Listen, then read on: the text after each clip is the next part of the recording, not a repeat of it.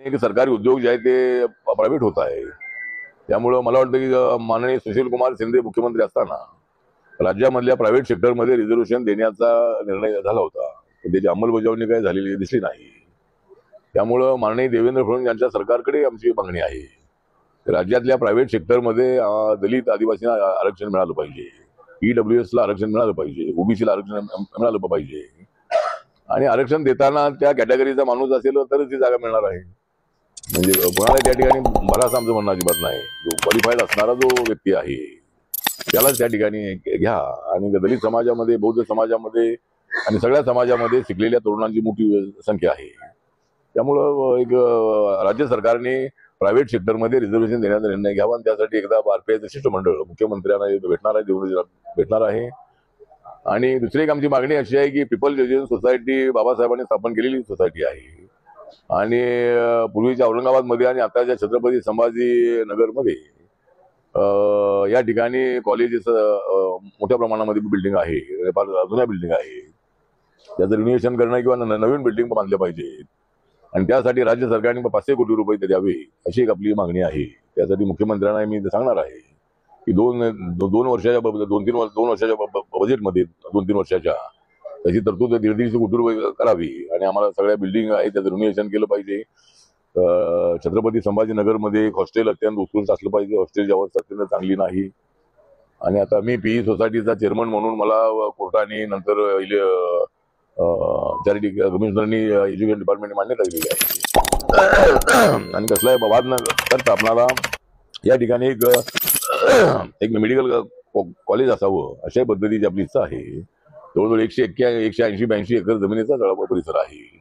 आणि याचं सगळं चांगलं रिनोव्हेशन करणं अत्यंत आवश्यक आहे. बाबासाहेबांच्या पदस्पर्शाने पावन झालेला तो सगळा एरिया आहे. आणि त्यामुळं एक आपल्या जवळजवळ आपल्या संस्थेमध्ये 1 लाख विद्यार्थी, 1 लाखापेक्षा जास्त विद्यार्थी आहेत. त्यामध्ये छत्रपती संभाजीनगर आहे, मुंबई आहे, पुणे आहे, बेंगलोर आहे, पंढरपूर आहे, महाड आहे, अशा ठिकाणी कॉलेजेस सगळे आहे. आणि अजून त्याच्यामध्ये व्याप्ती करण्याचा आमचा विचार आहे. म्हणजे अनेक फॅकल्टी सुरू करण्याचा विचार आहे. त्यानंतर नवीन एक कल्पना आमची अशी आहे की भाऊराव पाटील यांनी जसं कमवा आणि शिका अशा पद्धतीच्या भूमिकेतून अनेक शाळा कॉलेज सुरू केली आणि मुलं त्या ठिकाणी जॉब करायचे. तर अशा पद्धतीनं त्याच प्रिमायसिसमध्ये असं एक प्रिमायसिस देत असावं की मुलांना 1-2 तास त्यांनी त्या ठिकाणी काम करून महिन्याला त्यांना 5-10 हजार रुपये मिळतील. आणि त्याच्यातून ते आई वडिलांना 2-3 हजार रुपये वाटवू शकतील. त्याचा मेमेजचा खर्च आहे ते करतील. अशा पद्धतीनं एक आमची संकल्पना आहे की गरीब विद्यार्थी 90% 95% मार्क मिळवतात, पण अनेक वेळेला त्यांना शहरामध्ये मोठ्या जाता येत नाही आहे. त्यामुळे असा एक कोणत्या ठिकाणी हा प्रोजेक्ट करायचा असा विचार आमचा आहे. जर सरकारने आम्हाला जे 100 एकर जागा दिली तर त्याच्यामध्ये असा एखादा प्रोजेक्ट राबवण्याचा आमचा प्रयत्न आहे. आणि दुसरा विषय जो आहे तो सध्या औरंगजेबाच्या कब्रस्थानावरून मोठा वाद सुरू आहे. मला असं वाटतं की याला 500-600 वर्ष होऊन गेलेली आहे. या 500 औरंगजेबाबद्दल कुणाला प्रेम असण्याचं कारण अजिबात नाही आहे. इथल्या मुस्लिमांना माझं आव्हान आहे की आपली औलाद ही औरंगजेबाची नाही. आपण मुस्लिम आहात ते पूर्वी सगळे हिंदू असणारी मुस्लिम आहात. आणि औरंगजेबाशी आणि मोगलांशी आपला काही तसा संबंध नाही आहे. त्यामुळे मोगलांना इथं गाडलेलं गेलं आहे. छत्रपती शिवाजी महाराजांनी मोगलांच्या बरोबर मोठा संघर्ष केलेला आहे. आणि त्यामुळंच आपल्याला खरी आझादी मिळालेली आहे.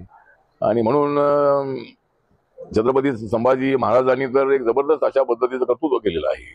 मी कुणासमोर मान चुकवणार नाही, औरंगजेबाच्या धमक्याला घालणार नाही अशी ताठर भूमिका घेणाऱ्या छत्रपती संभाजी राजांचा क्रूरपणे हत्या केलेली आहे.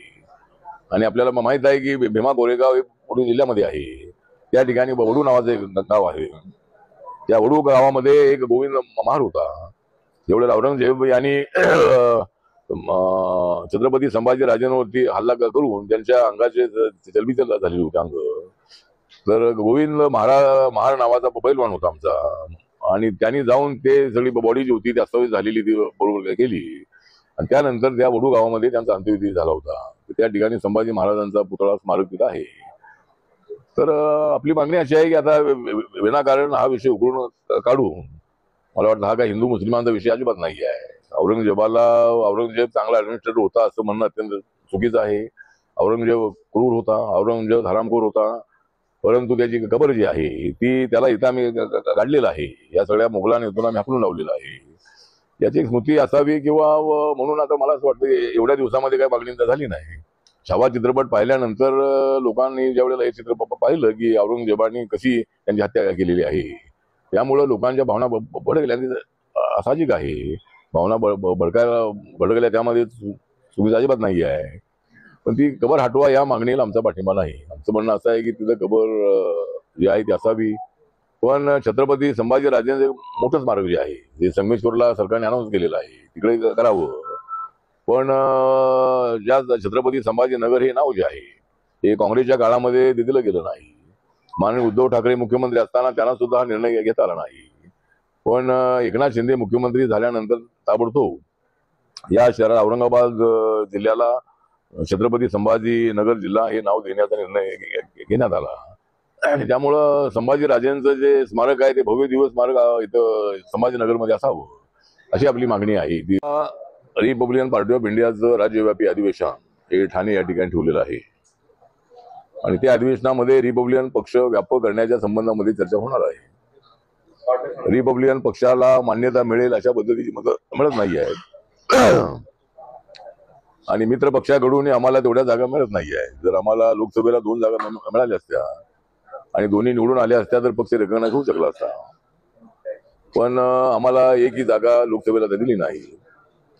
विधानसभेलाही 2 जागा दिल्या, पण त्या जागा न मागितलेल्या जागा दिल्या. एक जागा तर धारावीची आम्ही मागितली होती, त्याच्यामध्ये उमेदवारी त्यांची आणि शंभरवारी त्यांचं. त्यामुळं रिपब्लिकन पक्षाला मान्यता मिळेल अशा पद्धतीचं एक वातावरण राज्यामध्ये असलं पाहिजे. एकदा नागालँडमध्ये आमचा आरपीआय हा रेकग्नाइज आहे, तिथं आमचे 2 आमदार आहे. मणिपूरमध्ये आमच्या पक्षाच्या उमेदवाराला लोकसभेला 1.5 लाख मतं मिळाली आणि त्या ठिकाणी पक्ष रेकग्नाइज आहे आणि दोन्ही ठिकाणी आम्हाला गणना किसानींचे सिम्बॉल मिळालेला आहे. ज्या महाराष्ट्रामध्ये रिपब्लिकन पक्षाची स्थापना झालेली आहे, या महाराष्ट्रामधून मी पॅन्थरच्या मुवमेंट पासून यामध्ये काम केलेलं आरपीआयमध्ये. त्यामुळे महाराष्ट्रामध्ये काय पक्ष रेकग्नाइज होत नाही आहे.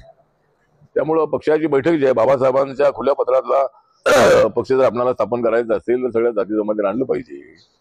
आणि आपण पाहिलेलं आहे की माननीय बाळासाहेब आंबेडकरांनी 2014च्या दोन्ही निवडणुका, 19च्या दोन्ही निवडणुका आणि 24च्या दोन्ही निवडणुका ते लढले, तरी सुद्धा त्यांचा पक्ष रेकग्नाइज होत नाही आहे.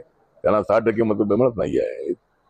त्यामुळं एकतर कार्यकर्त्यांना माझं आव्हान हे आहे की आपण गाव पातळीवर शाखा स्थापन करताना ती फक्त बौद्ध वाड्यामध्ये असता कामा नये. ती शाखा गावाची शाखा असली पाहिजे आणि गावातले सगळे दलित, बौद्ध, बहुजन, मुस्लिम, मराठा या सर्वांना त्या शाखेमध्ये आणलं पाहिजे आणि ग्रामपंचायती लढल्या पाहिजे, पंचायत समिती, जिल्हा पंचायत लढली पाहिजे. ज्या पद्धतीने शिवसेना मुंबईमध्ये स्थापन झाली आणि पॅन्थर सुद्धा मुंबईमध्ये स्थापना झाली होती, पण शिवसेना ही गावागावामध्ये पोचली, तसं आमचा पक्ष गावागावामध्ये आहे. पण पॉलिटिकल निवडून येण्याची ताकद आमची अजिबात नाही. त्यामुळे कार्यकर्त्यांनी आता विचार करायचा आहे की तरुणांच्या हातामध्ये नेतृत्व देणं अत्यंत आवश्यक आहे.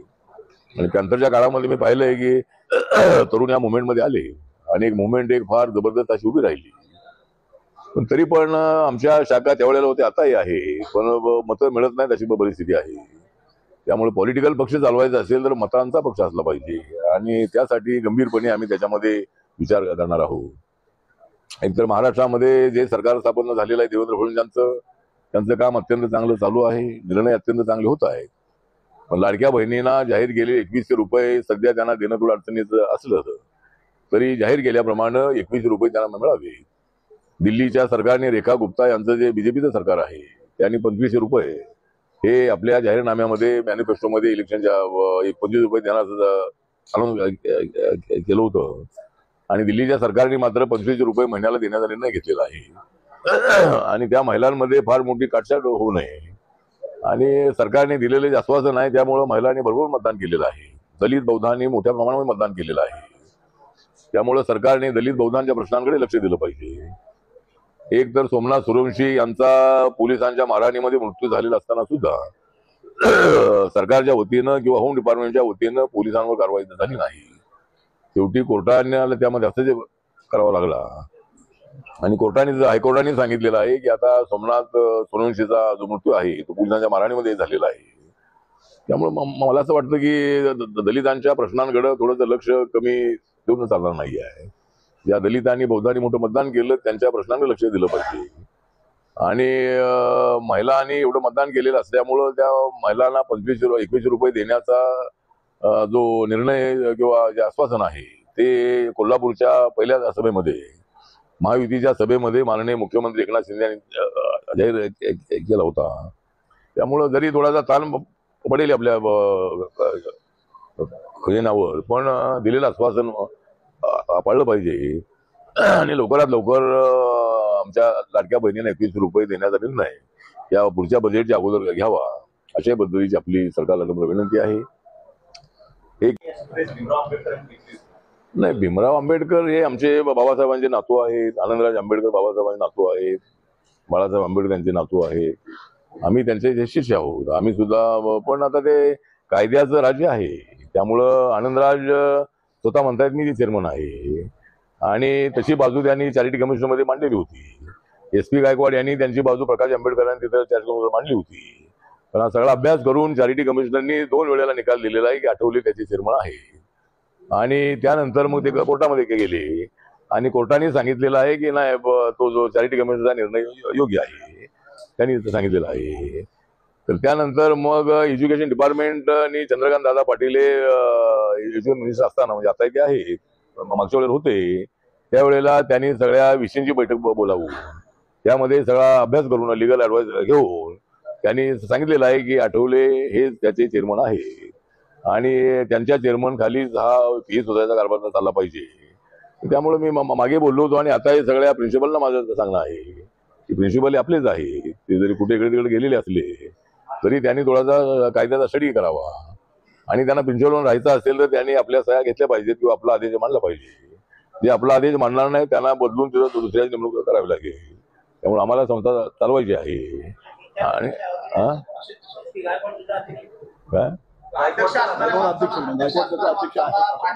नाही, मग मी सांगितलं ते सगळे नाही सह्या घ्याव्यात असं म्हटलं नाही मी. तर मी चेअरमन आहे तर माझ्या नेतृत्वाखाली काम केलं पाहिजे. सह्याचा विषय नाही आहे. हा नाही, का वेळ म्हणजे अजून ते आमचं ऐकत नाही अजून ते. त्यामुळे ते जर कायद्याच्या प्रमाणे जर मी तिथे अध्यक्ष आहे तर अध्यक्षाच्या नेतृत्वाखाली काम केलं पाहिजे. ते असं बळजबरीनं असं करतील तर त्यांना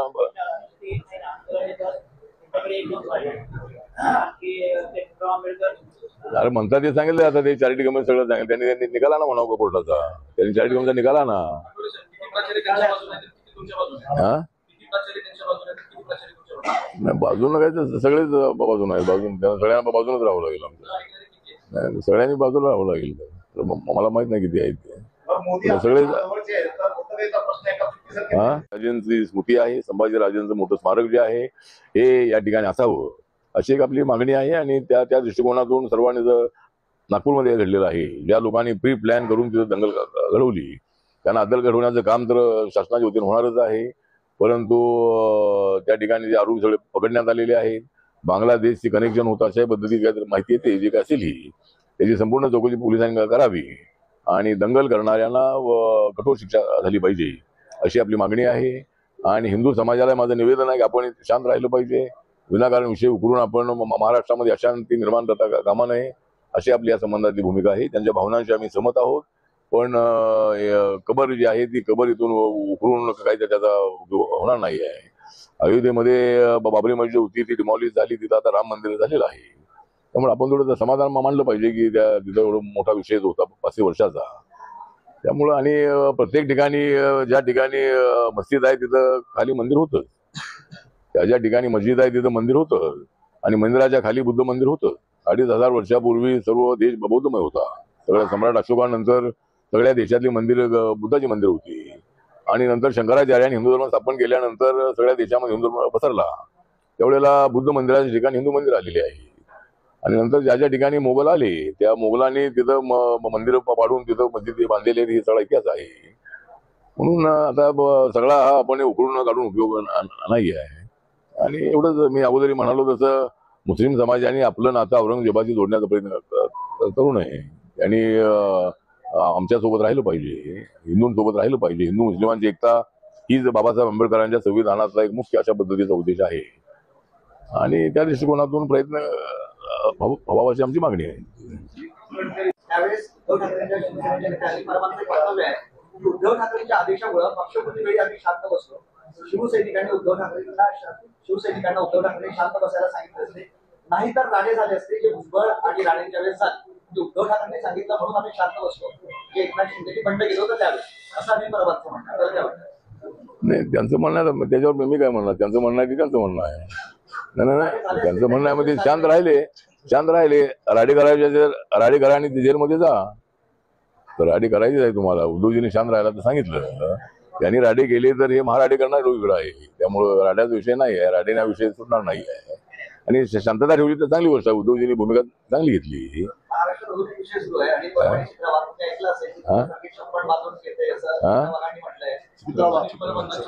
छप्पन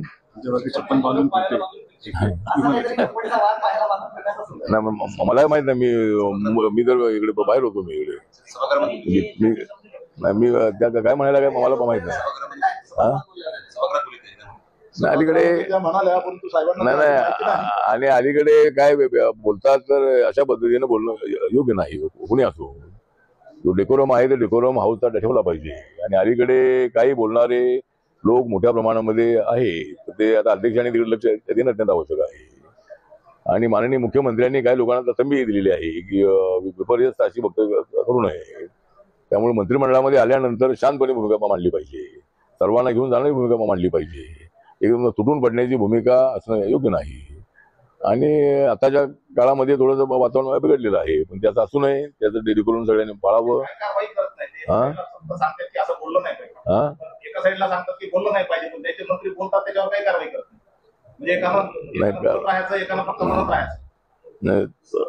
तुम्ही तर सांगा ना कारवाई करा.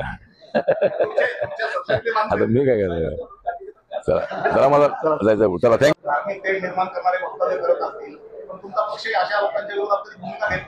नाही कुणाच्या विरोधामध्ये माझी भूमिका मांडलेली आहे. मी माझी भूमिका माझ्या पक्षाची मांडलेलीच आहे. अशी तेढ निर्माण करू नये. आणि या इथल्या विषयावरती माझी भूमिका मी मांडलेली आहे. कुणाच्या विरोधात बोलण्याचा विषय नाही आहे. पण माझी भूमिका मी स्पष्टपणे मांडलेली आहे. माझा पक्ष स्वतंत्र आहे. माझा पक्ष इंडिपेंडंट आहे. मी जरी एनडीएमध्ये असलोही तरी माझा आणि निळा झेंडा आहे. आता बोलत ते सगळे आता ते त्यांनी बोलू नये तसं त्यांनी नाही त्यांनी बोलू नये तर आणि काय सांगणार त्यांना. शपथ जशी घेतलेली आहे आमदार होताना, खासदार होताना, मंत्री होताना, ती शपथ लक्षामध्ये ठेवावी आणि भूमिका सगळ्यांनी मांडावी. सगळ्यांना समाज तोडण्याची भूमिका असू नये. नाही, मी असं म्हणालो. काल मी होतो माडमध्ये. तिथं पत्रकारांनी विचारल्यानंतर मी तर सांगितलं की बाबा तिथं शिवसेना जी आहे ती शिवसेना आणि राष्ट्रवादी काँग्रेस या दोघांमध्ये वाद आहे की त्या ठिकाणी पालकमंत्री कोण करायचा. तर मी म्हटलं जर हा वाद मिटवायचा असेल तर एकच मार्ग आहे की आरपीआयला एक मंत्रिपद द्या आणि आरपीआयचा त्या ठिकाणी पालकमंत्री करा, असं आपण सुचवलेलं आहे. जर मंत्री काही केलं तर.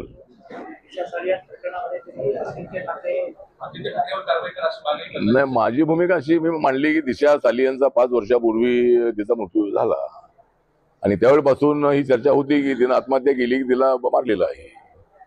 तर आता तिच्या वडिलांनीच पत्र दिलेलं आहे. त्यामध्ये 3 लोकांची नावं आहेत. त्यामध्ये आदित्य ठाकरेचंही नाव आहे. मी असं म्हटलं होतं की निपक्षपातीपणे चौकशी व्हावी आणि दिशा सालियन हिची हत्या झालेली आहे असं तिच्या आई वडिलांचं म्हणणं असेल तर आता त्याची चौकशी कोर्टामध्ये ते गेल्यानंतर कोर्टाने सांगितलं की चौकशी होणं आवश्यक आहे. त्यामुळे त्यामध्ये जे दोषी असतील त्यांच्यावर कारवाई झाली पाहिजे. मुद्दाम आदित्य ठाकरे म्हणून कारवाई होऊ नये असं मी मांडलं होतं. मी आदित्य ठाकरेंच्या बाजूनं किंवा उद्धव ठाकरे बाजूनं असं अजिबात नाही आहे. पण कायद्यापेक्षा कुणी मोठा नाही. त्यामुळं आदित्य ठाकरे असो किंवा कुणी असो त्या तिच्या मृत्यूला किंवा तिचा मृत्यू हा आत्महत्या नसून तिचा खून आहे अशा पद्धतीचं जर चौकशीमध्ये जर संपूर्ण माहिती मिळाली आणि त्याच्यामध्ये ज्यांचा कनेक्शन आहे, संबंध आहे, त्यांच्यावर कारवाई झाली पाहिजे. त्यामध्ये आदित्य ठाकरे असतील किंवा कुणी असतील.